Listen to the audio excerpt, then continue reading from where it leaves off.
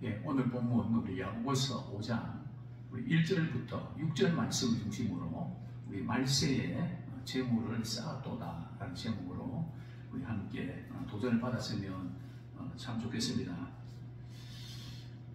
특별히 우리 한국의 부모들은 자녀들에게 뭔가 이렇게 참 주지 못해서 늘 안타까워하는 경향이 있습니다.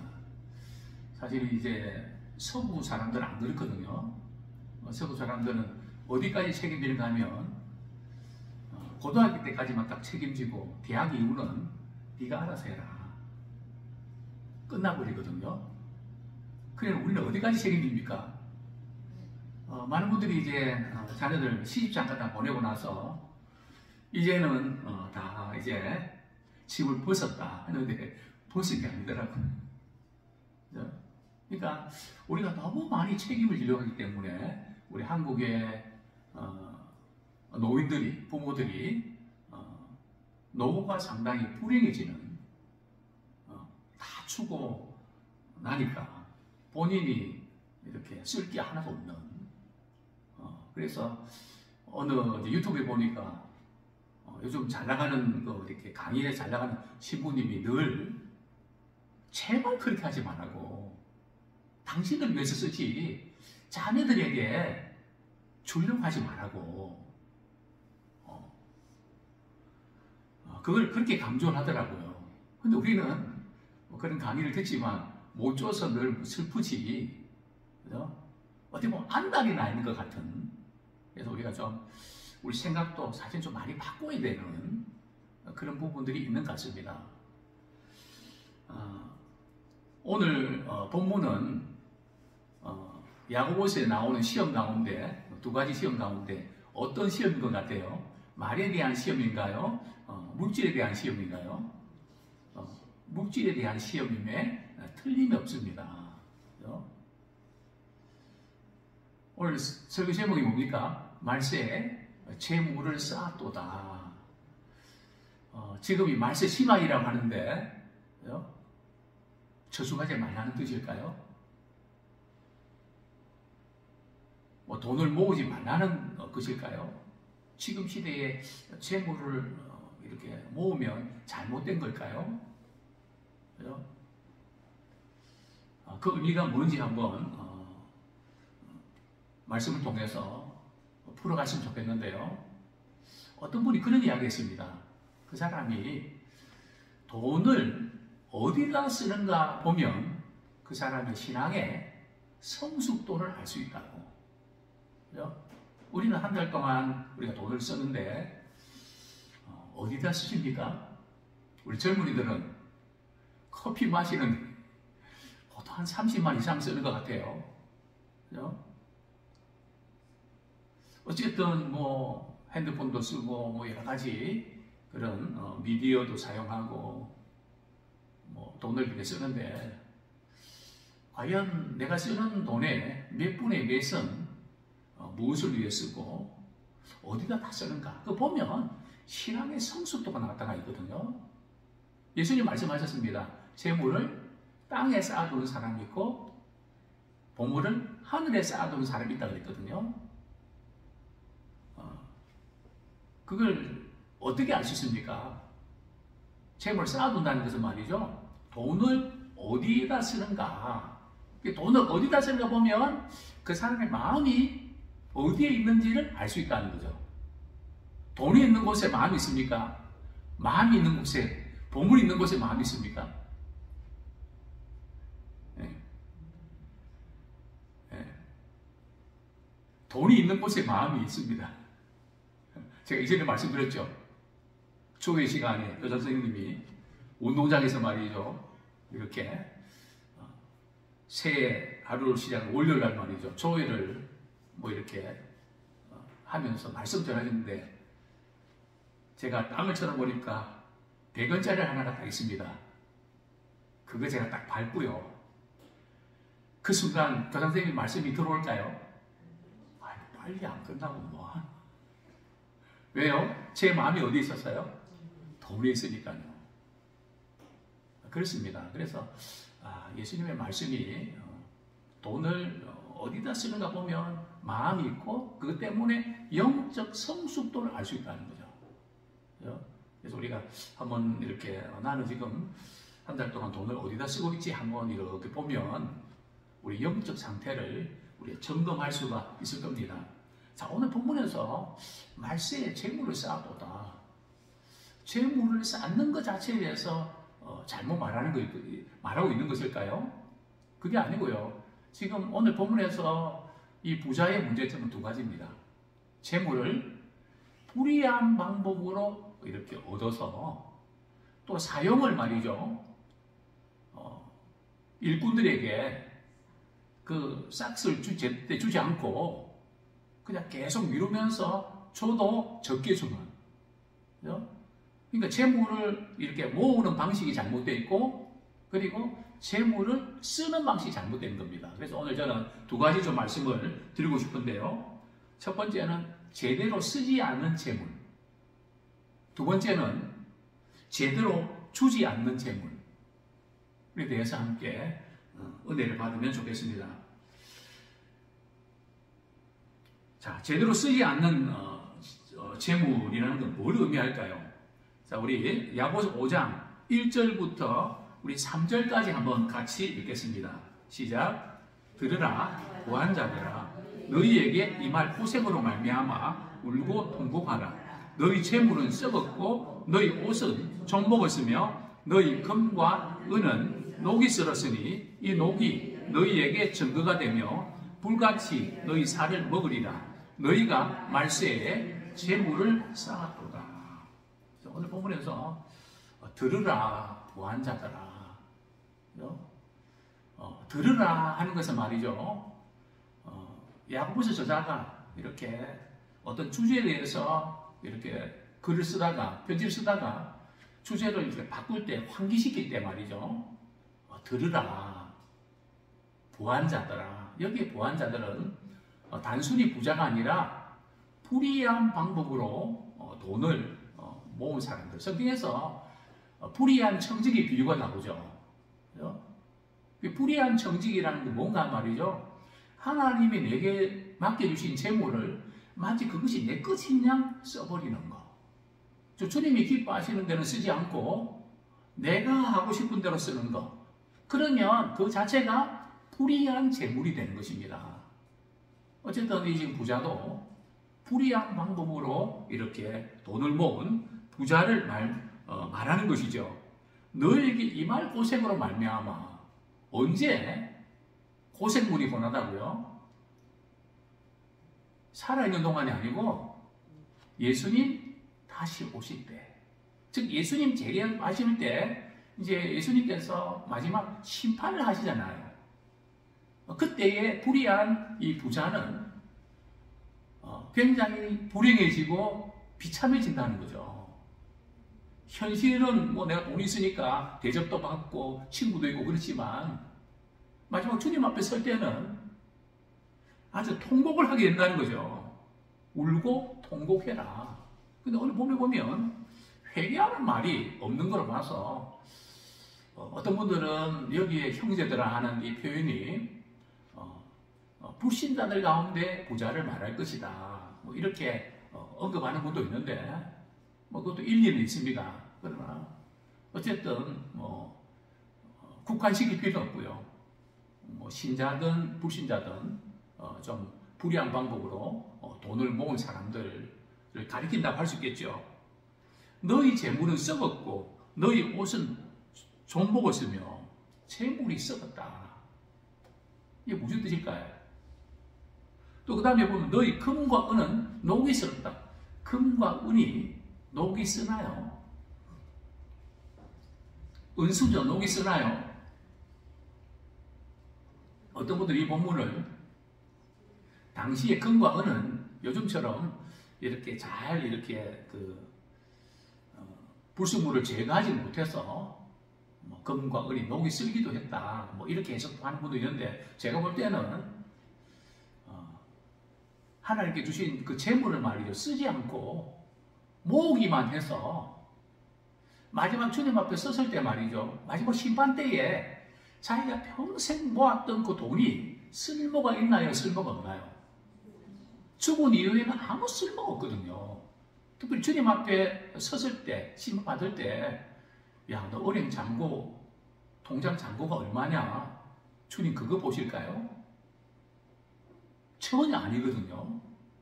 그러니까 쓰지 못한 그 돈은 말이죠, 아무런 가치가 없게 됐다는 거죠. 그래서 우리가 하나님께서 우리가 맡겨준 재물을 말이죠, 우리가 살아있는 동안에 가치 있는 것으로 만드십시오. 그냥 자녀들에게 주는 것에만 마음 뺏기지 마시고요. 자녀들에게 만 주도 됩니다. 덜 주도 되고요. 못 준 것 때문에 아파하지 마십시오. 우리가 못 준 것만큼 우리 자녀들은 돈에 대한 가치관을 바로 가지고 열심히 살 겁니다. 제가 아는 어떤 분은 우리 손주가 공부를 못하니까 말이죠, 너 걱정하지 마라, 할아버지가 다 해줄 테니까 너 공부 안 해도 돼. 잘하는 할아버지입니까? 아니거든요. 서구 사람들은 돈이 많아도 말이죠, 자녀들 고생시킵니다. 왜요? 절대 그냥 안 주거든요. 일을 하고 고생해서 돈에 대한 가치관을 가질 수 있도록 합니다. 마찬가지로 정말 이 금과 은이 녹이 슬었다는 것은 말이죠, 그냥 모으는 데만 재미를 붙이고 쓸 줄을 모르는, 이 세상 가장 불행한 사람이 누군지 아십니까? 돈이 없는 사람인가요? 물론 돈이 없는 건 많이 불편합니다. 하고 싶은 걸 못하니까요. 그러나 그분보다 더 불행한 사람이 누군가 하면, 돈은 많은데 말이죠, 써보지도 못하고 죽는 사람. 가장 불행한 사람입니다. 우리 교회들 가운데 어떤 분들 돈이 진짜 많았던 분들이 많이 계셨거든요. 전 그렇게 많은지 몰랐습니다. 근데 쓸 줄을 몰라요. 누릴 줄도 모르고요. 왜 저렇게 살까? 그죠? 성경은 가장 불행한 사람입니다. 그죠? 내가 갖고 있는 재물을 어떻게 써야 되는가? 우리가 재물을 쌓아놓는 데만, 쌓아놓는 것이 왜 위험한지 아십니까? 그죠? 첫 번째 위험한 것은 말이죠, 재물을 주신 것은 쓰라고 주신 거거든요. 근데 적절할 때 사용을 하지 않으니까 참 위험한 것이죠. 돈은 뭡니까? 돌고 돌을 하고 해서 돈이잖아요. 그죠? 흘러가라고 해서 돈인데, 지금 우린 지금 내수 경기, 저출산 때문에 지금 많은 어려움을 겪는데요. 어제 국민일보 제가 보면서 그런 내용이 나왔더라고요. 요즘 운전면허 시험장이 이렇게 폐업을 하고 있다네요. 왜냐하면 뭐 다른 이유보다 자녀들을 적게 낳으니까 면허 시험장이 어마어마한 사람이 적다네요. 그러니까 폐업할 수밖에. 지금 뭐 초등학교 폐업하지 않습니까? 어린이집 이렇게 폐업하지 않습니까? 그죠? 우리가 한 나라가 건강해지려면 수출도 잘해야 되지만 내수 경기가 활발해야 되거든요. 그죠? 2025년 되면 우리는 최고령화 이렇게 나라가 되는데요. 정말 큰 일이 됩니다. 큰 일이 벌어지죠. 어쨌든 제대로 쓰지 않는 것이 위험하고요. 자, 두 번째는 돈을 쓰지 않는다는 것은 말이죠, 돈을 왜 못 쓰는지 아십니까? 나에게서 돈이 나가면 불안해하는 사람이 있습니다. 왜요? 하여튼 나에게 돈이 있어야 든든하지, 돈이 없으면 되게 불안하고, 그러니까 돈이 말이죠, 믿는 구석이 되어버렸다는 거죠. 믿는 대상이 되어버렸다는 겁니다. 돈이, 제가 이제 그 박사학위 받았던 그 논문이 그리스도의 재물관인데요. 제가 T블록에서 오늘 어제 이렇게 해서 우리 저녁 기도회 때 성경에 나타난 재물관 그 9가지 주제를 말이죠. 조금 더 정리해갖고 올렸거든요. 이 본래 돈은 맡겼다는 겁니다. 맡기는 것이 돈이거든요. 근데 그게 어느 한순간 돈이 믿는 대상이 되어버렸다는 겁니다. 믿어버리는 대상. 힘이 되는 대상이 되어버렸다는 거죠. 그래서 돈이 만물이 되고 우상이 되고 신이 되어버렸다는 거죠. 근데 그게 참 위험한 건데, 우리가 돈을, 재물을 우리가 이렇게 쓰지 못하는 것은 그 돈에 대한 신뢰 때문에, 돈이 없으면 불안해하는 거거든요. 물론 돈이 없으면 불편합니다. 뭐 저도 마찬가지입니다. 어떤 때는 그냥 이렇게 돈이 한꺼번에 많이 이렇게 나갈 때가 있거든요. 제가 지난번에 이제 베트남 가서 말이죠. 뭐 이렇게 고지혈증 뭐 이렇게 약을 이렇게 사는데, 지금 저희 집사람하고 고지혈증 때문에 좀 약도 먹고 그러니까 뭐 바로 샀는지 모르지만 거금을 두고 할부로 해서 샀거든요. 그러니까 이게 때로는 생각지 않게 말이죠. 돈이 많이 나갈 때가 있잖아요. 그럼 쓸 때도 많은데, 빠져나갈 돈도 많은데, 어떡하지? 그때마다 하나님 제게 이렇게 말씀하신 것 같아요. 야, 너는 나를 더 믿냐? 돈을 더 믿냐? 제가 당장 말이죠. 둘 다 믿는 것 같은데. 너는 하나님을 더 믿냐? 빠져나가고 한 달 동안 나가는 그런 지출 내역을 더 믿냐? 참 돌아보면서 이 돈에 대한 논문도 쓰지만 실제 삶에 부딪히면 또 걱정도 하고 그런 어떤 모습들, 그렇죠?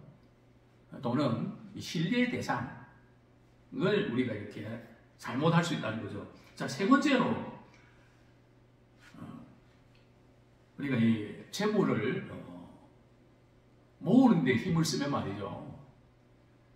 경건 생활에 문제가 생깁니다. 그렇죠?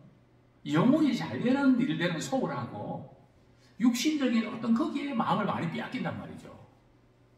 그래서 재물을 쌓아둘 때 위험하다. 그렇죠? 물론 우리 어떤 때는 저축해서 또 목돈 들어갈 때 있지 않습니까? 그때 써야죠. 그러나 그 이후에 지나치게 그 부분에 대해서 많이 확보하고 이렇게 하는 경우는 위험하다는 거. 그래서 저는 이렇게 한번 정리해 봤습니다. 노후 대비보다 사후 대비를 잘해야 된다. 한번 따라해 보시겠습니다. 노후 대비보다 사후 대비를 잘해야 된다. 내가 죽고 난 이후에 우리 주님 다시 오실 때에 주님 앞에서 언젠가 심판받을 때인데, 내가 너에게 주인 건강, 물질, 모든 재능들 어디다 썼니? 정말 주님이 기뻐하시는 그 일에 썼니? 아니면 그저 나가나 내 가정 하나 그거 뒤치락한다고 거기 다 쓰고 말았니? 정말 우리가 한번 우리가 물어보면서 나의 재물은 무엇을 위해서 쓰고 있는가 한번 돌아보면 참 좋겠습니다. 자, 우리 두 번째로 제대로 주지 않는 재물. 자, 우리 4절, 5절, 4절부터 6절까지 같이 읽겠습니다. 시작. 보라, 너희 밭에서 추수한 품꾼에게 주지 아니한 싹이 소리 지르며 그 추수한 자의 우는 소리가 만군의 주의 귀에 들렸느니라. 너희가 땅에서 사치하고 방종하여 살육의 날에 너희 마음을 살찌게 하였도다. 너희는 의인을 정죄하고 죽였으나 그는 너희에게 대항하지 아니하였느니라. 부자들이 말이죠. 마지막 주님 오실 때 통곡하고 비참한 일을 겪을 수밖에 없는 이유가 뭘까요? 이제 그 중에 하나가 바로 일한 사람에게 말이죠. 임금을 제대로 주지 않고 체불하거나 좀 더 많이 줘야 되는데 자기가 더 많이 챙기는. 저는 특별히 우리 지역에 이렇게 먹자 골목인데 말이죠. 장사가 좀 뭐 잘 되면 이렇게 되는데 그렇지 않은 데가 한 4-5군데 지금은 조금 더 늘어난 것 같아요. 이전에 제가 알고 있는 거는 한 4군데나 5군데 말고는 보증금 까먹고 있다 그랬거든요. 아침부터 그냥 늦게까지 손님 기다리다가 말이죠. 보증금만 까먹는. 그래 제가 이렇게 저녁에 마치고 가면서 참 이렇게 주인이 멍하게 앉아있는 모습 보면 참 마음이 아픕니다. 그러나 이 주인은 물론 건물을 가졌기 때문에 월세를 뭐 낮추지 않고 꼬박꼬박 받잖아요. 좀 장사가 안 되면 좀 덜 받으면 안 되나요? 다 받아야 되나요?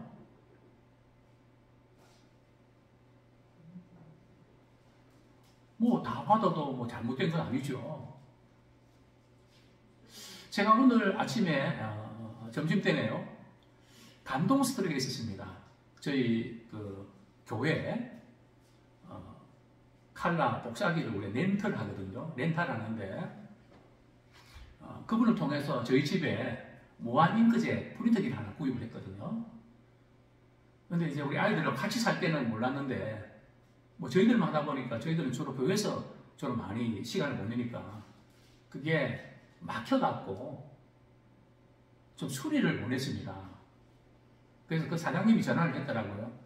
목사님 이거 수리하는데 23만 원이던데요. 네. 그래서 그러면 새 거 사도록 할게요. 그러니까 그분이 하신 말씀이 목사님 제가 목사님께 하나 선물해 드리고 싶어서 제가 주문했으니까 며칠 후에 갈 겁니다. 아니 제가 고장이 나고 소리를 부탁했는데 제가 사야죠. 아닙니다. 그동안 우리 교회에서 잘 이용해 주셨는데 제가 선물해 드리고 싶습니다. 그분이 신앙을 가졌는지 안 가졌는지 모르겠지만 어떻게 그럴 수가. 그죠? 참 감동이 되는. 우리 믿음의 사람들은 참 우리 삶 가운데서 이런 참 우리가 나눔, 그죠? 또 배품,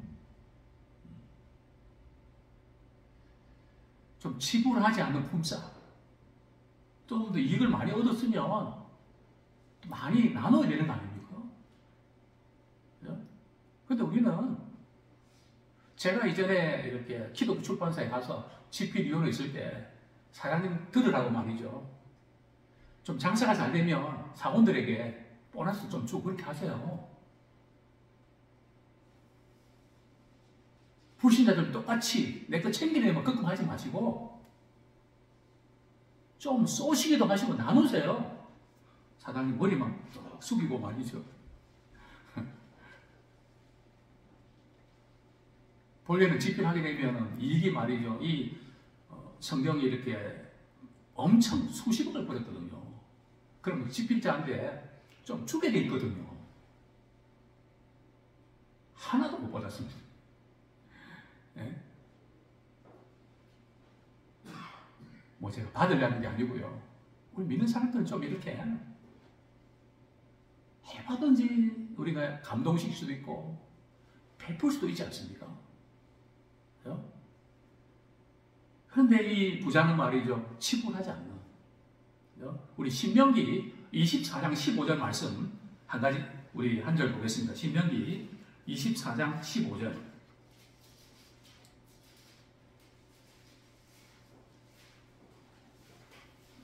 같이 읽겠습니다. 시작.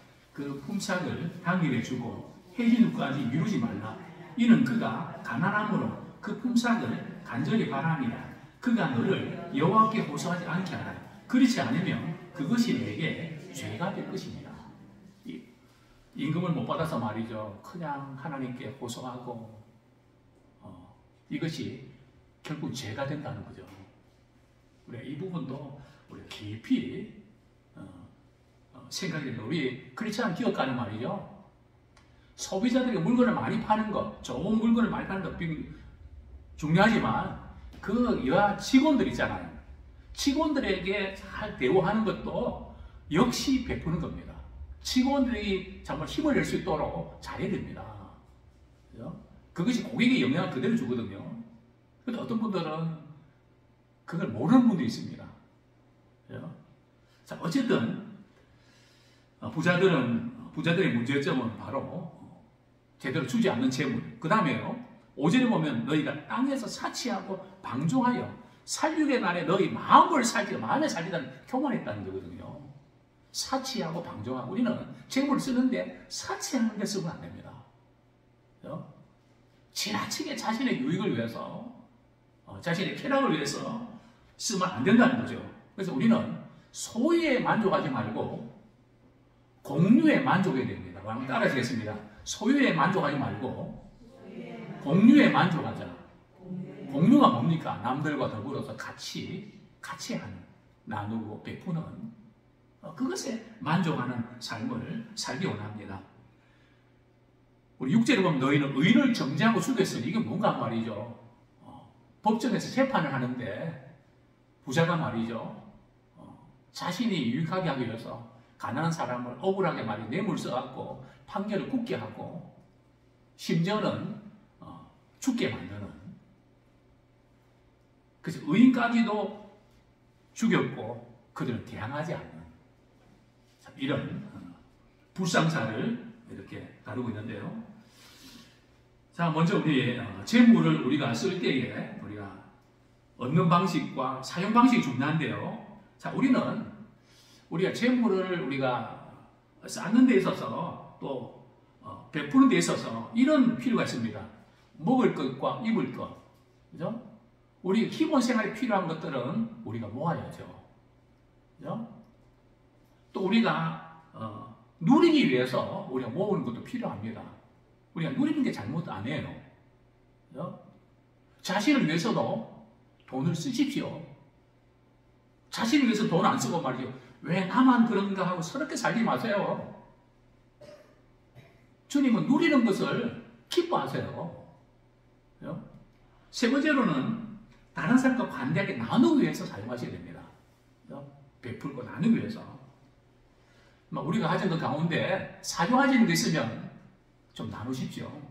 제가 한 번은 제가 그렇게 좋아했던 책을 다 가져가라고 했습니다.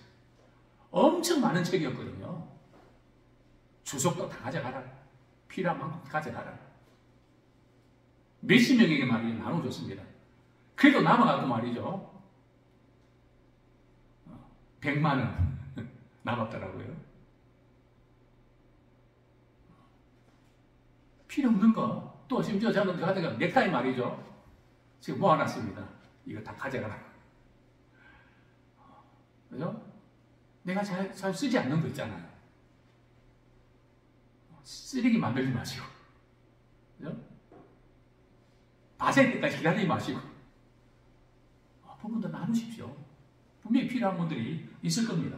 자, 우리 디모데전서 6장 17절에서 19절 말씀까지 읽고 말씀 뵙겠습니다.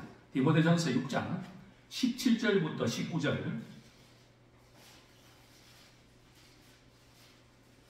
같이 읽겠습니다. 시작. 내가 이 세계에서 구한 자들을 명하여 마음을 높이지 말고 정함이 없는 재물에 소망을 두지 말고 오직 우리에게 모든 것을 부여 주사 누리게 하시는 하나님께 두며 선을 행하고 선한 사업을 많이 하고 나누어 주기를 좋아하며 너그러운 자가 되게 하라. 이것이 장래에 자기를 위하여 좋은 터를 쌓아 참된 생명을 취하는 것이니라. 아멘.